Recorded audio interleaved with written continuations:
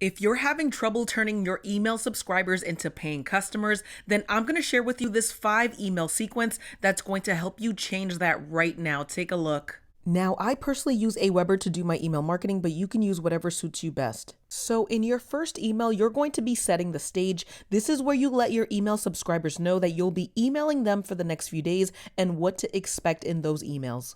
The second email is going to be your high drama backstory. As you can imagine, this is a very dramatic opening and it shares with your subscribers what actually caused you to find the opportunity that you are currently sharing with them. The third email is the Epiphany Bridge story. Now, this is a follow-up to yesterday's email, and it walks your subscriber through the epiphany you had that led up to the new course of action you took.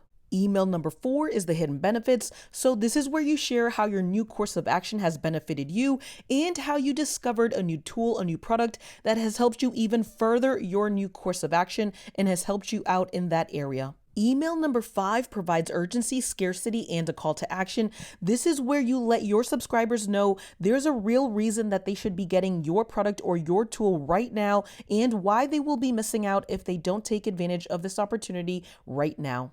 If you want access to this email swipe file and 8 others, simply go over to pilarnewman.com/email swipe files. There you'll see 9 proven email automation scripts that you can use to get your email marketing started on the right foot and make more sales of your affiliate offers and of your digital products and services. Check it out right now.